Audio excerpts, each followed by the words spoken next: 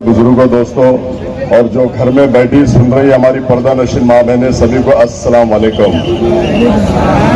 अस्सलाम वालेकुम। अभी आपने सुना कि वो खासदार जावेद भाई शाहरुख खान नहीं, वो शक्ति कपूर है। जावेद भाई, आप गलती कर रहे बार बार, मैं आपको याद दिला रहा हूं, वो शक्ति कपूर है। और वो शक्ति कपूर खासदार, उसके कारोबार क्या है मैंने आपको बाइट में सुनाया कि पुणे में वो क्या सप्लाई करता था और उसका धंधा क्या था। ये आप लोगों ने देखा होगा मेरे बाइट में। उसका धंधा सप्लाई करने का था, इस टाइप का वो इंसान था। और अगर वो औरंगजेब रहमतुल्लाह अलैह को नहीं मानता है, वो अफजल खान को गद्दार बोलता है, शिवाजी से गद्दारी कर रहा है, शिवाजी को मारने के लिए अफजल खान आया है। अरे तो भाई, अफजल खान को तू बुरा बोल रहा, औरंगजेब रहमतुल्लाह अलैह को तू बुरा बोल रहा, तो तू साबित करना क्या चाहता? तू साबित करना क्या चाहता? अगर तू औरंगजेब रहमतुल्लाह अलैह को नहीं मानता, अफजल खान को नहीं मानता, तो हम तेरे को किसी कीमत पे, हमारे नौजवान साथी, बुजुर्गों, दोस्तों, माँ बहने जो सुन रहे वो भी तेरे को नहीं मानते। तू साबित करना क्या चाहता? अरे तू आदर्श घोटाला, लोगों की दिशा भूल कर रहा है कि आदर्श घोटाले में तेरे को वोट मिलने वाले हैं।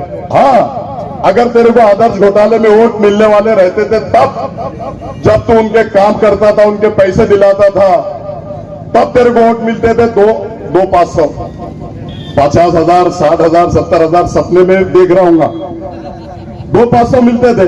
लेकिन उसने 538 लोगों पर 353 का गुना दाखिल करा दिया और अब उन लोगों को वकील 50,000, 60,000, 1 लाख रुपए देके 7/12 देना पड़ेगा, घर के टैक्स बहुत ही देना पड़ेगा।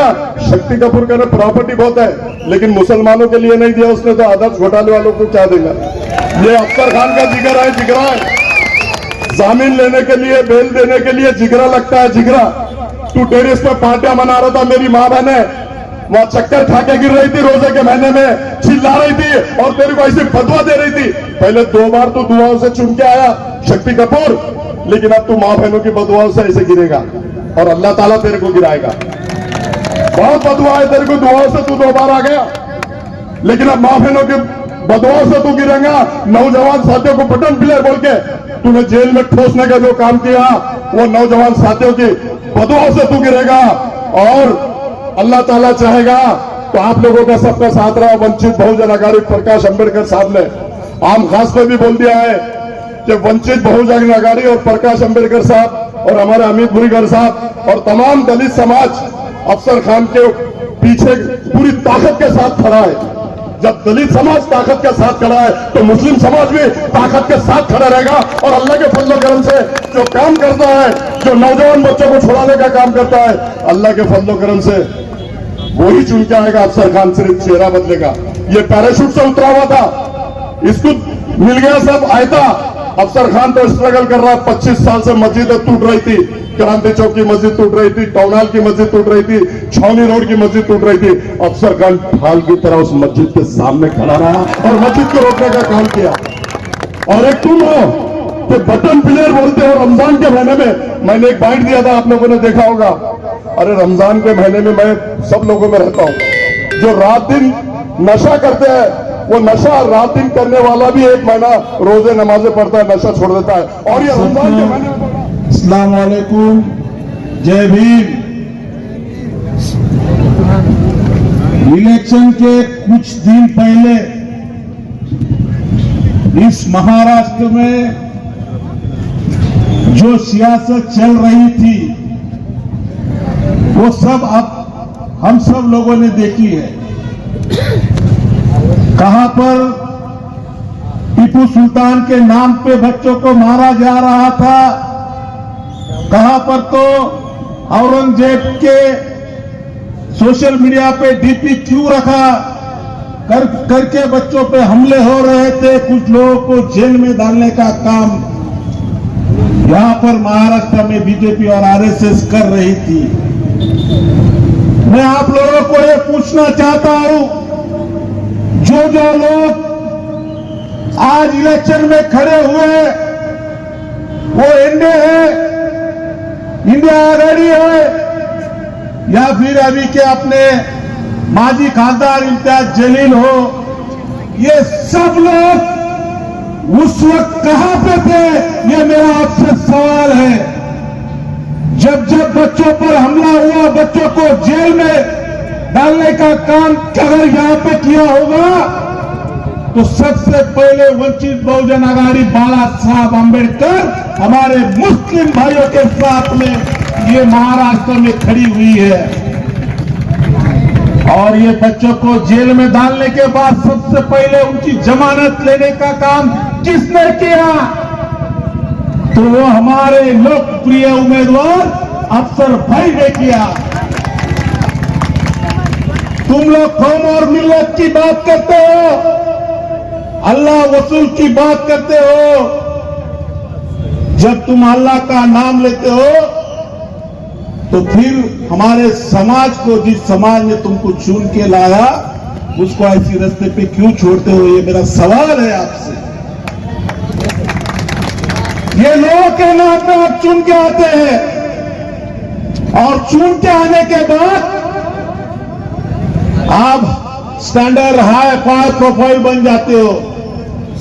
मैं आप सबसे बताना चाहता हूं कि पिछले साल वंचित बहुजन आघाड़ी पूरी ताकत के साथ इम्तियाज जलील के साथ खड़ी थी।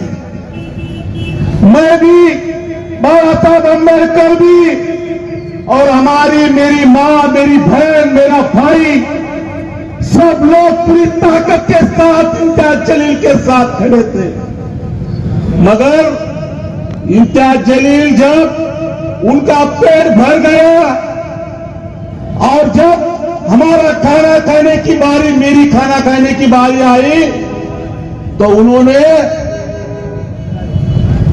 मेरे खाने में मिट्टी डालने का काम इम्तियाज जलील ने किया।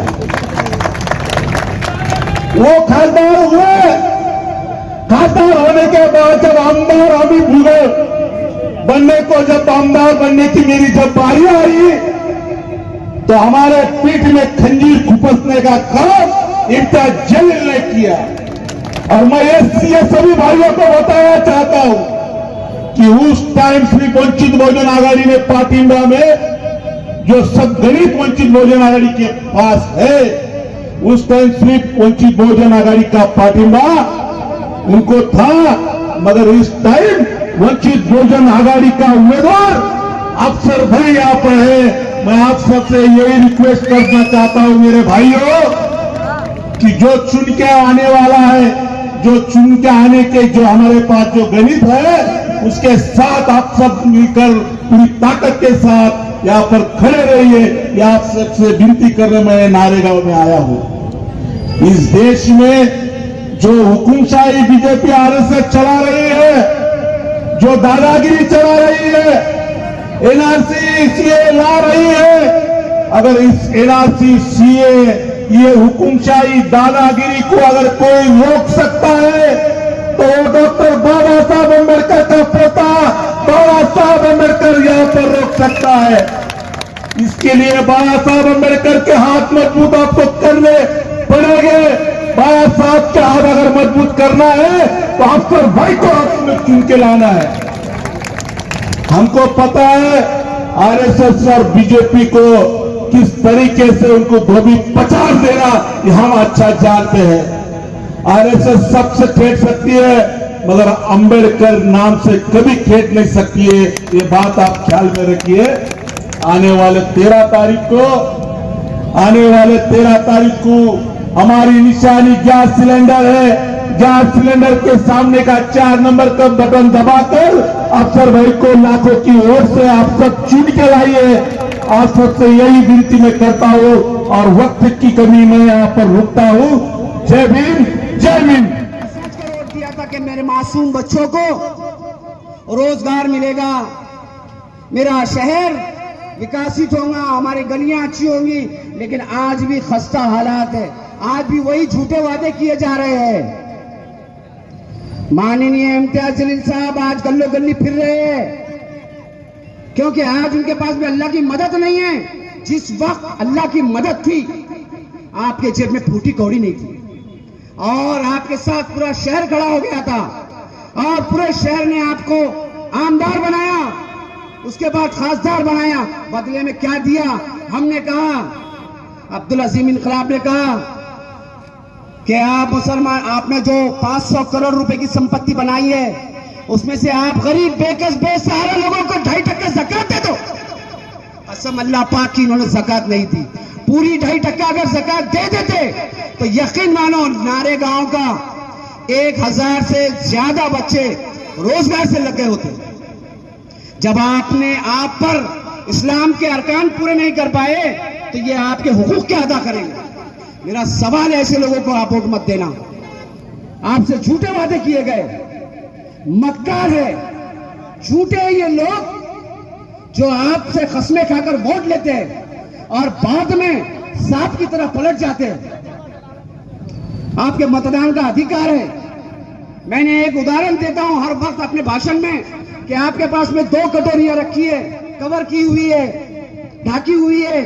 गलती से आपने मैले वाली कटोरी पर हाथ रख दिया, खोल कर देखा गंदा निकल गया। अब दूसरी कटोरी पर हाथ रखो, अफसर खान पर। यह आदमी सच्चा है। आपने देखा राम मंदिर फसाद के अंदर सगा बाप भी रहा तो जामीन नहीं लेता। अफसर खान ने जामीन लिया, मेरे बड़े भाई ने जामीन लिए, कई बच्चों के आंसू, आंखों के आंसू पहुंचे। हमने एहसान नहीं बोलना चाहिए मुसलमानों, दलित भाइयों। हमारा इस्लाम सिखाता है कि अगरचे हमारे पैर का कांटा भी किसी ने निकाला तो उसका उपकार मत बोलो, उसका एहसान मत बोलो। अफसर भाई ने अगर चंद लोगों पर एहसान किया तो ये पूरी अवाम पर एहसान किया। आप इनके एहसानों का बदला वोट देकर चुका दीजिए।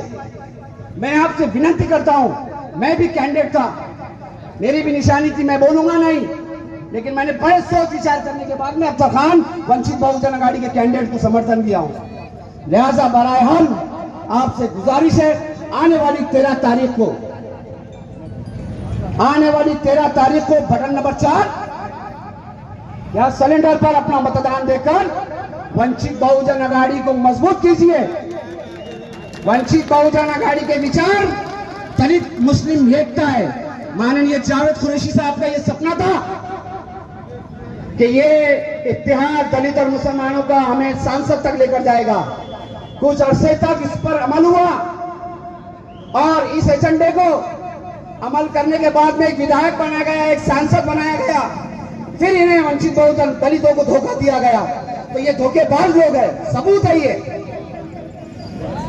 बराए हाल मैं आप तमाम से विदाई लेता हूं। अगले स्टेज पर फिर कभी बात करने का मौका मिलेगा।